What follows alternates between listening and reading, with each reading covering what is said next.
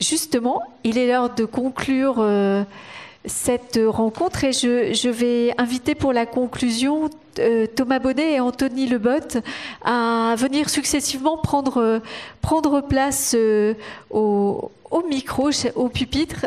Anthony Lebotte, est-ce que vous voulez le premier prendre place derrière ce pupitre? Anthony Lebotte, directeur adjoint de la prévention et promotion de la santé à l'ARS Bretagne. Merci. Donc, ce que je voulais peut-être retracer en synthèse quelques éléments, moi, que j'ai trouvé assez marquants de cette journée, et je vous remercie en tout cas pour ça, pour la qualité des échanges et des interventions qu'on a pu avoir aujourd'hui. Dans des éléments un peu saillants que moi, j'ai identifiés au cours de la journée, donc il y avait bien évidemment les questions de la représentation sociale, la question du facteur individuel, du facteur qui est lié à l'environnement aussi, qui est toujours un élément extrêmement important sur ces sujets d'addiction. Des choses aussi à avoir à l'esprit sur abstinence, usage, mésusage, et puis usage à risque, usage nocif et usage avec dépendance. Enfin, je trouve que c'est aussi des caractérisations de l'addiction qui sont importantes à garder à l'esprit. On a eu beaucoup d'échanges aussi sur les enjeux du repérage et les enjeux de l'action collective et de l'action individuelle, parce qu'on voit que sur les sujets d'addiction, on a toujours ces deux niveaux et ces deux approches qui sont nécessaires. Comme on est sur les addictions au milieu professionnel, il y a aussi l'équilibre vie privée et vie professionnelle, donc qui était très bien symbolisé avec cette pyramide de Maslow et ces deux pendants, et on voit bien que c'est effectivement souvent une difficulté en fait pour la personne qui a éventuellement une conduite addictive vis-à-vis de lui-même et finalement aussi vis-à-vis des autres. C'est-à-dire qu'il y a cette question de la responsabilité que porte aussi la personne avec cette conduite addictive. Autre ligne de crête aussi que j'ai trouvé intéressante, c'est obligation de l'employeur, obligation du salarié. Voilà, c'était une discussion des questions qui se sont posées. En fait, est-ce que c'est un effet miroir? Qu'est-ce qui renvoie à quoi dans cette question-là? J'ai trouvé intéressant aussi dans les interventions de ce matin les enjeux de mobilisation autour de ces sujets d'addiction. Et donc là, on en revient aussi à notre préoccupation, mais c'est les enjeux de mobilisation. Ils commencent par les directions, les CODIR, les COMEX, et on voit bien qu'effectivement, pour que les entreprises s'emparent de ces sujets-là, il faut que les directions s'en emparent et qu'elles y trouvent un intérêt et un bénéfice autour de ces enjeux. On avait les facteurs de travail, les cultures d'entreprise. Moi, je me suis aussi noté une vigilance, alors qui est pas tout à fait le monde professionnel, mais quand même pour grande partie, c'est les apprentis. Donc effectivement, il y a aussi un sujet auprès des apprentis, des CFA, enfin voilà, des organismes qui forment les apprentis, et je pense que c'est aussi intéressant. Et donc là, ça me renvoie à plutôt une réflexion plus globale de santé publique, c'est-à-dire qu'on forme aussi au développement des compétences psychosociales les plus jeunes enfants, et on sait que plus on intervient jeune, auprès des publics jeunes, et plus on a de chances de capitaliser sur ces enjeux de promotion et de prévention de la santé. Donc je pense que c'était un élément aussi important sur cette question des apprentis. Sur les autres points qui m'ont semblé effectivement intéressants à garder à l'esprit, c'est cette question des règles claires et proportionnées. Voilà, ça a été très bien dit aussi, c'est qu'effectivement, il faut que le cadre soit clair pour qu'il soit compris et connu de tous. Il faut aussi qu'il soit proportionné. Donc, il y a des enjeux autour de la pédagogie sur ces règles claires et proportionnées. Il y a des enjeux aussi, je pense que c'est important, sur les effets des substances. C'est-à-dire qu'il y a souvent des méconnaissances sur les effets des substances et les substances elles-mêmes. Et donc, il y a un enjeu sans doute aussi autour de ces effets-là et de communication. Et puis il y a un autre point qui me semble important, c'est que l'encadrement est légitime à agir, et je pense que c'est aussi important à pouvoir dire et rappeler. Sur les autres points, effectivement, qui me semblaient intéressants, ça renverra aussi dans les éléments de conclusion, mais sur les secteurs cibles, enfin voilà, dans la présentation qu'a fait SPF, on peut pas se dire qu'on a effectivement un enjeu de communication assez général auprès des entreprises, mais on a aussi un enjeu d'action ciblée auprès de certaines entreprises, parce qu'on voit bien que les sujets des addictions, moi j'avais noté les 5 secteurs, alors je vais surtout pas être caricaturable, mais voilà, agriculture, construction, immobilier, hébergement, restauration, art et spectacle, ressortaient quand même comme des secteurs pour lesquels il fallait qu'on ait sans doute une attention particulière. Les enjeux aussi sur la communication, parce que mieux communiquer pour oser en parler, et là ça renvoie à toute la question du tabou, et je pense que c'est effectivement quelque chose d'extrêmement important de pouvoir en parler pour que les personnes se sentent libres de pouvoir évoquer leurs difficultés et de pouvoir être accompagnées. Un autre point qui me semble intéressant, c'est de dire que l'entreprise n'est pas seule, c'est aussi, je pense, qu'un message qu'il faut qu'elle puisse entendre, et donc là quand on voit la richesse des ressources disponibles, la richesse des actions qui sont engagées, c'est aussi illustrer qu'effectivement elles ne sont pas seules face à ces sujets d'addiction. Sur les moyens, je trouvais que c'était aussi intéressant de dire que les plans de formation peuvent être mobilisés pour travailler sur ces sujets-là. Donc toutes les entreprises ont des plans de formation, alors de nature diverses et variées, mais en tout cas ça peut être des vrais leviers à mobiliser et à actionner. Je trouve que c'est aussi intéressant. Là, ça renvoyait à la question du référent, mais c'est vrai que les référents en entreprise, ça a certaines, voilà, c'est des choses qui se développent, ou référents ou ambassadeurs, ça porte des noms différents, mais c'est aussi des choses qui sont assez intéressantes à avoir à l'esprit. Donc voilà ce que je voulais dire un peu. Alors c'est très synthétique, hein, les propos les échanges étaient vraiment très intéressants, et voilà ce qui m'a marqué dans cette journée. Et sur le et après, parce que c'est ça en fait aussi l'intérêt de cette première journée. Donc ça a été dit tout à l'heure, c'est une journée qui s'est faite aujourd'hui sans les entreprises, mais en pensant aux entreprises. Et donc l'intérêt pour nous dans le et après, c'est justement de pouvoir aller vers les entreprises. Et donc, ce qui serait intéressant de notre point de vue, c'est qu'on puisse organiser en fait des temps. Alors, je dis des temps parce que c'est à réfléchir, mais en tout cas des temps auprès des entreprises, avec sans doute plusieurs questions à se poser. Alors comment on va vers les entreprises en fait? Alors moi, je trouvais qu'il y avait deux axes qui étaient vraiment très importants à retenir, c'est besoins et bénéfices. C'est-à-dire que si on va vers les entreprises, en fait, c'est quels besoins elles ont finalement par rapport à ces sujets sur les addictions et quels bénéfices aussi elles ont à s'emparer d'un sujet comme les addictions et plus généralement de la prévention. Dans les échanges qu'on avait en groupe, alors c'est Philippe 6.0, c'est ça? 6.6. Moi, ça m'a marqué, mais voilà, quand on dit qu'une entreprise qui investit 1 euro, ça peut lui rapporter 3 euros, je pense que pour les entreprises, ça a du sens de se rendre compte de l'intérêt de faire de la prévention. Et donc, je trouve qu'il faut qu'on ait aussi, dans ce temps, pour aller vers les entreprises, de leur démontrer tout l'intérêt qu'elles ont à se mobiliser. Une fois qu'on a dit ça, il y a quand même plusieurs cibles, donc ça fera vraiment l'enjeu voilà, des travaux engagés. Il y a une cible très clairement grande entreprise et petite entreprise, avec des moyens complètement différents et des capacités à se mobiliser différents. Donc voilà, il faut sans doute qu'on ait une réflexion autour de la façon dont on peut aller vers ces entreprises. Et il y a aussi une question qu'il faut qu'on se pose sur les secteurs d'activité. Donc il y a sans doute des secteurs d'activité auprès desquels il faut qu'on soit sans doute présent, et parfois certains secteurs d'activité, je pensais restauration, hébergement, sont des petites entreprises. Donc parfois on peut se retrouver avec ces deux éléments qui viennent se cumuler. Je pense que ce qui était aussi intéressant dans cette journée et qui est intéressant en termes de processus cette fois-ci pour les entreprises, et ça rejoint la question de la boîte à outils ou du kit pour les entreprises, c'est la question de l'évaluation.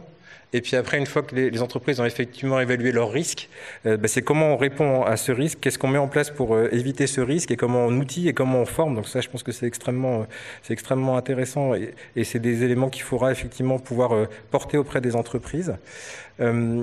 Autre élément qui me paraît aussi important, c'est sur la représentation sociale des addictions. Donc effectivement, il y a un gros travail à faire aussi sur cet enjeu de représentation sociale des addictions et de permettre que voilà, ce soit un sujet qui soit plus facilement évoqué. Là, je fais un parallèle avec un autre sujet, mais qui est la prévention du suicide. Si on mesure les effets sur ces dernières années de l'évolution et de la capacité que les gens ont maintenant à pouvoir parler de ce sujet-là, on peut se dire que sur les addictions, c'est aussi un sujet sur lequel les pas peuvent être faits. Donc voilà, pour prendre d'autres sujets où parfois on pensait que c'était difficile et compliqué, on voit qu'aujourd'hui, c'est des sujets qui sont évoqués beaucoup plus facilement et beaucoup plus librement avec un accompagnement des personnes qui sont concernées. Dernier point, c'était deux choses. Avoir à l'esprit, c'est juste la réduction des inégalités sociales de santé. Ça a été un tout petit peu dit par SPF en lien avec une étude qui a été faite sur les CSP, mais il faut qu'on ait à l'esprit que voilà, il y a des enjeux entre addiction et CSP et un enjeu de réduction des inégalités sociales de santé. Ce que je voulais dire sur le terme du plaidoyer, c'est que l'engagement de l'ARS sur l'addiction, il est fort. C'est une thématique voilà, prioritaire pour l'ARS en Bretagne. Donc on a un certain nombre d'actions qui sont multiples sur le sujet, donc qui sont aussi bien là comme aujourd'hui auprès du milieu professionnel, mais aussi voilà, beaucoup d'autres actions qui sont engagées auprès des jeunes, de soutien des structures XAPA, CJC, elles ont été citées tout à l'heure, mais voilà, il y a des plans de renforcement auprès des CJC, il y a des programmes expérimentaux, donc voilà, c'est vraiment une volonté très forte de l'ARS de pouvoir s'engager sur ce champ-là. Et puis juste pour reprendre en conclusion, peut-être un point, quand vous disiez être attentif à l'autre, je pense que c'est effectivement quelque chose qui est extrêmement important. Et là, je renvoie aussi à un autre dispositif qui est les premiers secours en santé mentale. C'est pour aussi en dire deux mots, c'est-à-dire qu'il y a un intérêt pour les entreprises effectivement à pouvoir prévenir, faire de la prévention. Les premiers secours en santé mentale, c'est un axe de prévention qui rejoint le sujet des addictions, qui se rejoint le sujet du suicide. Et si effectivement on arrive aussi à intégrer cette culture-là dans les entreprises, on sait qu'on gagne aussi en prévention puisque ce sera justement une attention portée à l'autre. Donc voilà, je pense que c'est aussi ça qu'il faut qu'on arrive à faire pour les entreprises. Et donc l'échéance pour moi, c'est un peu ça, c'est de se projeter à moyen terme. Et donc ce qui nous semblera intéressant côté ARS, c'est de pouvoir organiser Alors, sous réserve qu'un certain nombre d'éléments en lien avec les crises qui nous laissent le temps de le faire, mais qu'on puisse effectivement avoir un temps vers les entreprises. Idéalement, je trouverais ça intéressant en fin d'année 2022, pour qu'on puisse avoir un temps vers toutes les entreprises, mais qu'on ne s'interdise pas aussi le fait d'avoir des actions ciblées vers certaines entreprises, qu'on a vu que les besoins sont différents. Donc en tout cas, merci beaucoup pour ces échanges, pour cette journée. Je tenais aussi particulièrement à remercier la MSA qui a cofinancé la journée. Donc voilà, c'était précieux, merci beaucoup. La DRETS et la CARSAT aussi pour leur participation, leur contribution. Addiction France, Éric Pasquet et Mathilde Perronneau qui est en coulisses, merci beaucoup. Je pense qu'on peut l'applaudir parce que merci beaucoup pour la journée. Elle n'ose pas sortir, mais elle peut venir sur scène, mais... Mathilde. Elle arrive. Mathilde, et puis merci on l'applaudit vraiment.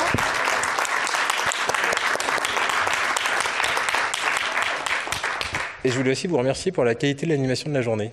C'est très agréable. Donc voilà, merci beaucoup.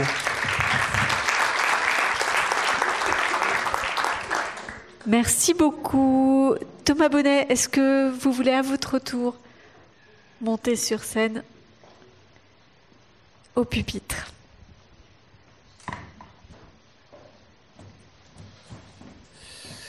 Oui, alors je vais m'exprimer un petit peu au nom de mon administration, au nom de la DRETS, alors plus sur le volet qui relève de ma compétence, qui est la santé au travail, même si ça touche à d'autres compétences de la DRETS, notamment la cohésion sociale, mais ça je maîtrise moins. Donc et puis on est plutôt entre préventeurs à parler de questions de santé au travail. C'était plutôt ça l'objectif de la journée.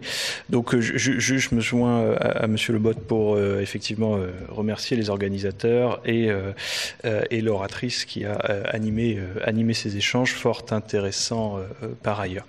Alors juste j'ai repris un petit peu le déroulé de la journée. Alors, on a parlé, moi j'identifie trois axes principaux. On a parlé du contexte médical et médico-social avec des données épidémiologiques qui sont pertinentes pour le coup. On a abordé la question des enjeux et le cadre pour les employeurs. Et puis, on a commencé à explorer des pistes d'action plus ou moins collectives, plus ou moins partenariales, à destination du tissu économico-social français. Donc, on a parlé beaucoup de communication, de sensibilisation, de formation, à destination d'un public qui est principalement des très petites entreprises, avec une multitude d'acteurs qu'il faut faire travailler ensemble et des outils qu'il serait bon de mettre en commun et d'exploiter ensemble. Donc ça, c'est une chose. Ça me paraît effectivement très, très pertinent. Moi, je vais juste me contenter d'insister en particulier, puisqu'on a eu des données qui vont dans ce sens-là, qui ont été présentées aujourd'hui. C'est rappeler l'importance de considérer que ce sujet-là, les addictions, du point de vue de la santé au travail, du point de vue des préventeurs, doit être intégré à nos réflexions habituelles en matière de santé au travail. Il ne doit pas être traité spécialement de façon ultra spécifique et surtout pas déconnecté du travail, et du travail réel en particulier. Il faut bien voir quand même que dans les données qui nous ont été présentées, on a des arguments pour remarquer qu'il y a des différences sectorielles qui sont très marquées, avec des différences sexuées aussi, ce qui pose la question d'une approche aussi sexuée, genrée de la prévention, mais néanmoins des différences sexuées qui s'annulent sur certains secteurs. Donc avec ce qui veut dire qu'il y a des points communs, quel que soit le sexe, quel que soit l'âge, en termes de consommation selon les secteurs professionnels. Ce qui oriente bien vers une considération qui est très importante, c'est qu'il faut interroger le travail pour le coup, parce que le travail est aussi une cause, et à mon avis nettement sous-estimée, de déclenchement ou d'entretien d'addiction. J'ai un exemple concret, qui m'a amusé, même si le thème n'est pas amusant, qui est arrivé très récemment. Une collègue de médecine du travail, du personnel hospitalier, donc médecine du travail hospitalière, était interrogée par son administration de tutelle pour organiser justement, porter un projet de mois sans tabac, une animation mois sans tabac. Et elle soulevait un point effectivement très pertinent qui était que cette question-là cela ne pouvait pas être séparé d'autres enjeux dans l'établissement qui étaient jugés prioritaires à juste titre, qui était que dans son établissement, il y avait un état de souffrance catastrophique, avec un tiers de l'effectif en arrêt, un autre tiers qui est prêt à se défenestrer, etc. Donc on est bien sur une thématique intégrée aux enjeux de santé au travail, habituel. Je rappelle au passage que les maladies professionnelles sont en constante augmentation, beaucoup plus chez les femmes que chez les hommes, mais en constante augmentation de façon très significative dans les deux sexes. L'intensité du travail augmente de façon continuelle depuis les années 90. Les problématiques relationnelles au travail, l'insécurité de l'emploi, les maladies à caractère professionnel aussi, on voit bien, je travaillais récemment sur une publication de Santé publique France sur le sujet, on voit bien l'augmentation. Donc tout ça, forcément, a un impact sur les addictions. Et de notre point de vue, c'est notre rôle préventeur, c'est notre spécificité de s'attacher à le traiter comme tel, c'est-à-dire par le prisme du travail et d'interroger le travail. Donc c'est pas qu'une éducation à la santé des gens, c'est pas que des histoires individuelles qui sont mises bout à bout de notre point de vue, c'est bien une éducation à la santé du travail. Et le travail n'est donc pas juste un lieu pour parler des addictions, le but du jeu c'est d'interroger le travail comme un agent causal des addictions et pour corriger, on a parlé de facteurs de risque professionnels identifiés dans la littérature et validés de déclenchement d'addiction et c'est bien ces facteurs-là qu'il faut interroger. Donc, du point de vue des préventeurs de la santé au travail, la question des addictions, elle doit faire partie des fiches d'entreprise, elle doit faire partie de l'évaluation des risques, elle doit faire partie du document unique, elle doit faire partie de discussions plus larges dans le cadre du dialogue social en matière de conditions de travail, et c'est bien comme ça qu'il faut le prendre en charge. Après, on peut toujours effectivement distribuer des outils pour informer les personnes sur les substances, les risques liés aux substances, etc. Mais c'est bien aussi de les informer sur en quoi leur travail peut aussi être responsable de leur état, des comportements. Parfois, ils n'identifient pas eux-mêmes le travail comme la cause principale. Et quand on les interroge, quand on les pousse un peu à préciser leurs conditions de travail, ils se rendent compte que, bah oui, si, quand même, le comportement qu'ils avaient identifié comme anodin au point de rentrer dans un processus d'addiction qu'ils n'ont pas identifié comme tel, puisque l'addiction, elle est souvent insidieuse, finalement était très lié à leurs conditions de travail. Donc vraiment, ça c'est fondamental, interroger le travail réel, et n'étudier cette question-là que par le prisme du travail. En tout cas, de notre point de vue, en tant que préventeur, c'est ça qu'il faut faire, et c'est ça la spécificité de la santé au travail. C'est pas que faire de l'éducation à la santé de façon détachée des conditions de travail. Voilà. Donc, en ce qui me concerne, voilà, c'est là-dessus que je voulais insister. En conclusion, et bon, par ailleurs, les échanges m'ont semblé être tout à fait enrichissants. Voilà, je m'en tiendrai là.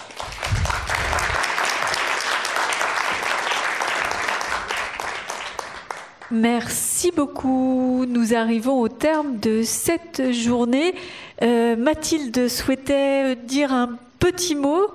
Mathilde. Je sors de ma cachette.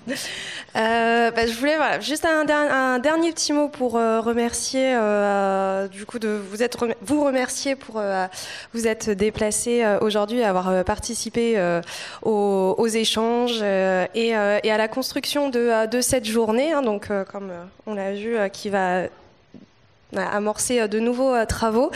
Merci également donc aux financeurs, ARS, MSA et à tous les acteurs qui nous ont aidés à construire cette journée. C'est vrai que j'ai pas été toute seule à le monter. Il y avait le comité technique aussi, constitué de la CARSAT, de Santé publique France, de mes collègues Addiction France. Donc vraiment, merci beaucoup à tout le monde.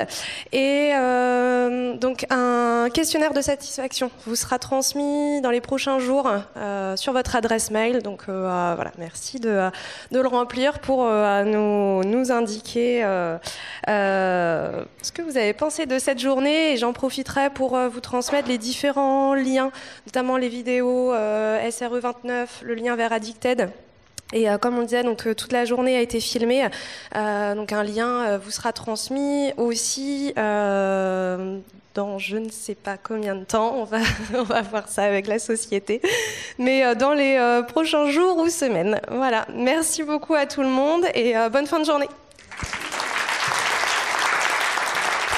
Et merci aux étudiantes qui, voilà, je vois là-haut, qui ont été top pour toute la journée. Merci beaucoup.